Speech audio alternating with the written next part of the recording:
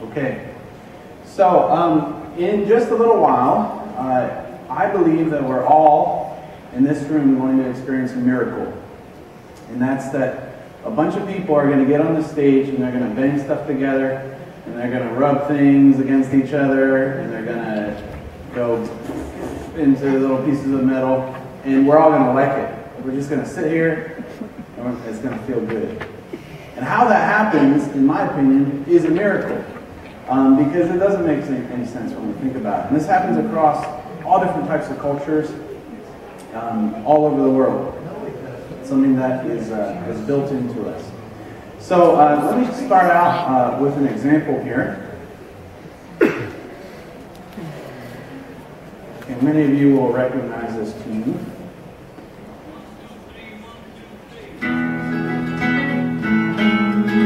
Okay, recognizable tune.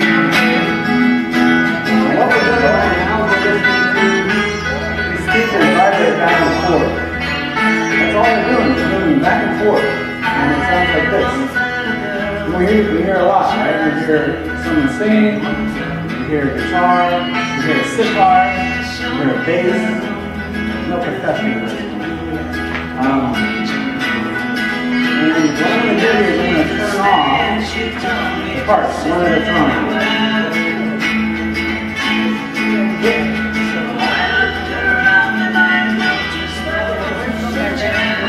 Sharon. Hi. What I'm doing is taking some of the recorded tracks and moving them to get down to the fundamentals.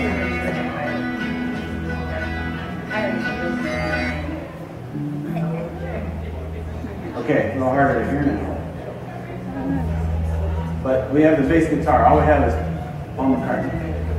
Okay, now he's playing. And what I want to do here is I want to zoom in to a certain part. Here. We're going to zoom way in. If any of you want to do this at home, you can. It's called, the software is called Audacity, and you can download it for free. It's a free download, open source. Okay, what we see right there is a waveform. We've all seen stuff like that before. If we were to measure, which you can't do with the software, if we were to measure this waveform, we would find out that this particular note that we're looking at is an E. Can't tell by looking, but it's an E. And an E on a bass guitar is, the lowest string, or in this case, it's actually not the lowest string on a bass guitar. It's the next octave up, which would be the third lowest string on the second fret. So that's what it kind of looks like. And this represents the speaker cone moving back and forth just for that one tone. Of course, a lot more stuff is going on. If we look at down here, it looks a little more complex. And what happens is this, whatever software we're using, or if it's live music, it all collides until it ends up this on our eardrum. And we're gonna show you how that happens. So back in here. So an E, the E that we were just listening to, which is a boom, boom, boom. That's it. Boom. That's the higher E that the bass guitar is presenting, which is 82 hertz. If we measure 82 hertz, we know that sound goes about 340 meters per second. And if 82 hertz means 82 times it vibrates back and forth in 1 second, then we know that a wavelength of that note, that E, is about 14 feet long, which is really long for wavelengths. Our hearing is about 20 hertz up to 20,000 hertz. And if we got into those really high frequencies, they'd be really, really short wavelengths that happen very, very rapidly. So we talked about the guitar. That was the string that was vibrating, and the string on the second fret. So the vibrations are basically particles that move back and forth. Most of us listen to music through the air. You don't have to. They actually make cool stereo equipment that you can hear when you swim under the water. Anybody own one of those here? Never met anybody that owns one, but they make them. And what happens is the particles in whatever material we're listening through move back and forth. In this case, it's air. It moves back and forth. If we go with our 82 hertz, example of these groups of particles that are being squished together would be about 14 feet apart from each other. And it all comes in through this thing on the side of our head, the pinna, or the auricle of the ear. This actually serves a purpose. If we had an eardrum stuck to our cheek, we wouldn't hear nearly as well. This actually amplifies the sound and channels it right towards our eardrum. In my office, we make measurements of sound inside at the eardrum and outside, and you actually get usually about a 15 decibel increase in sound just from being inside the ear, or at the eardrum, around 2300 hertz, or 2000 hertz, which coincidentally, or not coincidentally, depending on your beliefs, is the most important frequency range for speech understanding. So our ear is fine-tuned for speech, or our speech is fine-tuned for our ear. Or, there's another theory, not nearly as common, but it kind of makes sense. Back in the day, when we were roaming the earth and we had to decide, we got to a hill, we had to decide, okay, do I want to take myself and my family over here, or do I want to go over here? And I listen and I hear bird song over here, that means there's water and there's life. If there's no bird song over here, I don't want to go there because that could mean death. So bird song happens to also be right around 2,000, 2,300 hertz. So the sound goes through, it bounces around, and makes our eardrum vibrate. Right there, the vibration of the eardrum for a very simple example is about 82 times per second. As it vibrates, these bones vibrate. Now we all know these bones from elementary school, the hammer, anvil, and stirrup, right? We call them the malleus, the incus, and the stapes. These bones are, in my opinion, I'm going to throw this word around a lot, a miracle. What happens here is this bone right here, the stapes, needs to vibrate fluid. So we have to somehow go from vibrating sound on this eardrum and vibrating air to vibrating fluid. Fluid's a lot harder to vibrate, it takes a lot more pressure. Well, these bones, because of the way that they are aligned, and the leverage and the difference in surface area between that and that, it ends up 22 times the pressure at the end of this bone as it is right here. So we take this little teeny vibration and multiply it 22 times in order to vibrate this fluid area right back here. It's kind of like if somebody steps on you with shoes like this, it feels a certain way. If I had high heels on, it'd hurt a lot more. You know, because it takes that surface area and shrinks it down and makes the pressure a lot stronger. So this right here is the cochlea. And if we look at the cochlea, this is a drawing of the cochlea, it turns around a couple times inside the ear, it coils up so that it fits in there. But if we uncoil it, we end up with kind of a tube. And inside are some membranes, and this is the basilar membrane. Now as this fluid that's in here, this is fluid filled encased in the skull, as this fluid vibrates, a certain area of the membrane vibrates.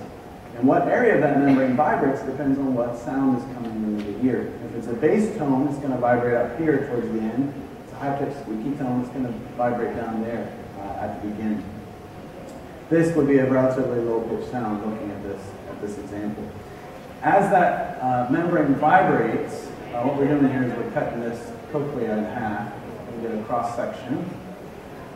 There it is. We do a close-up right there. We end up looking at this. That's, right there is the basilar membrane. That's what we were just looking at, like when it vibrated. As this vibrates, we have little teeny hairs right there. This stuff is really, really small, by the way. Really, really teeny hairs, and those hairs bend as this thing bends. So if you end up with a peak of energy, right there, the hair cells that are sitting right over this area are going to be bending. And when they bend, they release a chemical and then ultimately an electrical impulse. We're going to zoom in. So what we're looking at right here, we're going to zoom in right there. And we have these hair cells. So we have about 20,000 of those guys, about 12 to 15,000 of those guys. And when they bend, those little teeny hairs right there bend, it creates an electrical impulse. It then goes into the brainstem, it does a whole bunch of fancy stuff, and it ends up in the auditory cortex of the brain. Now, if any of this is broken or not working right, we're going to have a problem. For example, if this auditory cortex portion of your brain wasn't there, you wouldn't hear anything. So people say we hear with our brain, or with our ears. Not really true. The ears just kind of get the signal up to the brain. And then the brain is ultimately what we hear with. It's also what we see with and what we feel with. It's not that special.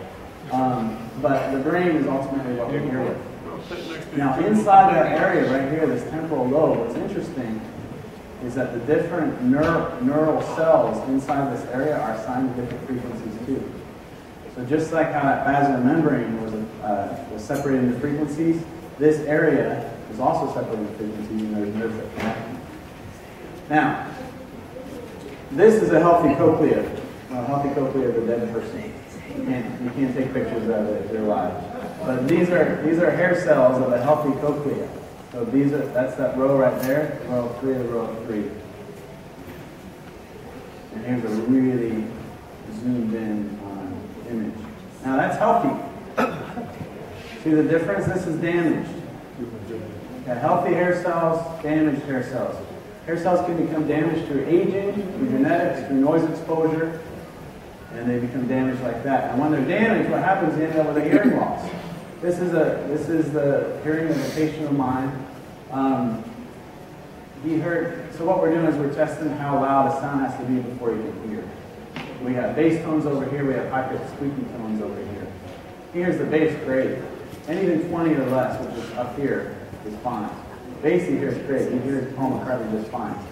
He wouldn't hear a sitar well at all. Because those high-frequency sounds have to be 115 decibels before you can try to stay. This is a high-frequency hearing loss. This guy is only, I think he's in his late 40s.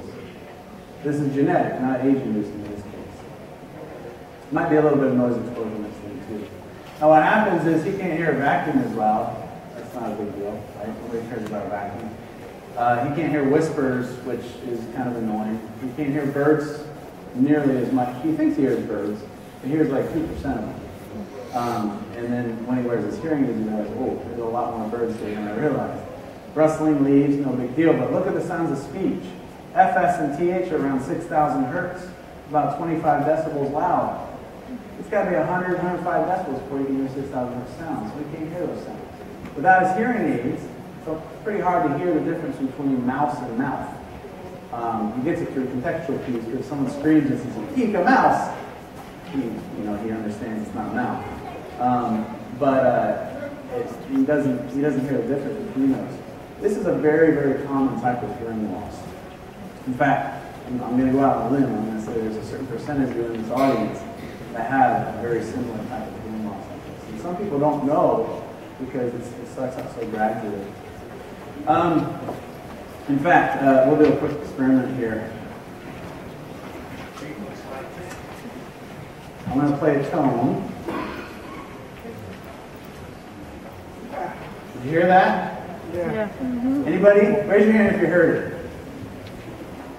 Okay, look at the age of the people who are raising their hand. There it is again. Anything at all? Nothing? Okay. What did you hear? Red shirt right there. What did you hear? Really high-pitched noise, right? It's like a squeaky sound, right? I'll play it again. It's kind of annoying, actually. The majority of you either don't want to raise your hand or didn't hear it. This is a 16,000 hertz tones. Some people call it a mosquito ring. Kids like to use these on their cell phones in school because they can text each other and the teacher won't hear it. However, some people have reversed the benefit of it. They're using it for security systems to keep kids away from certain stores. Like they're playing high-pitched tones in front of the store to keep the loiterers, all those skateboarding kids. And all the older people who actually have money to spend don't hear anything, so they walk right in.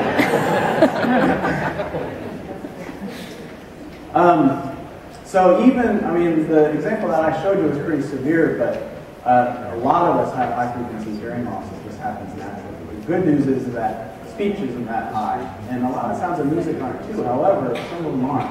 So you're not hearing the same music that your kid is. That's okay, because it sounds good both ways. So ultimately, we hear with our brain. We'll wrap up here.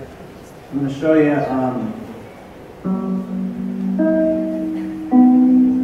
Okay. Who thought of television right now? Okay, a lot of hands. Who thought of radio? Okay, less hands. All right. Now, a lot of kids have never heard that sound on radio before. I've never heard that sound on radio before. But that's where it started, of course, with NBC. It's just a couple notes and some frequencies. I mean, we didn't say anything about TV or radio, but yet our brain associated that particular sound with something. And that's how we hear. Here's another one. Listen carefully.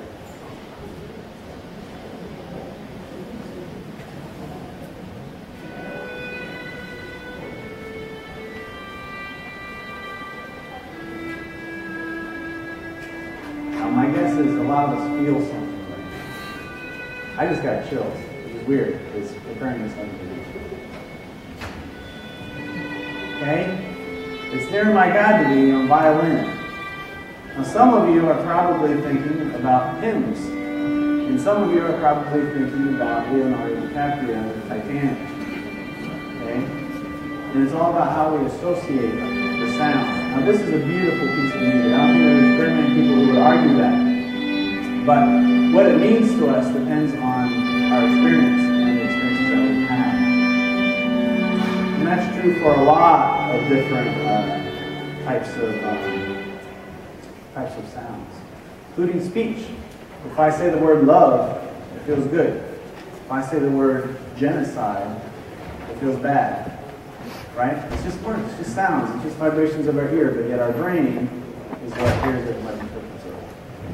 Which is why a lot of us like these guys, king singers, right? And why some of us like these guys. All right? And the kind of people that like these guys a lot don't really like these guys a lot usually. I mean, they might be able to kind of appreciate both, but if you really like one, you probably don't really like the other. Because ultimately we hear and we consume the music with our brains. So, of course, we're all fans of these guys, right? And that's why we're here. So I encourage you, as you are listening to tonight's music, just think about it a little bit about the miracle that's occurring as the vibrations in the air turn into something that actually makes us feel good. That's my presentation. Thank you.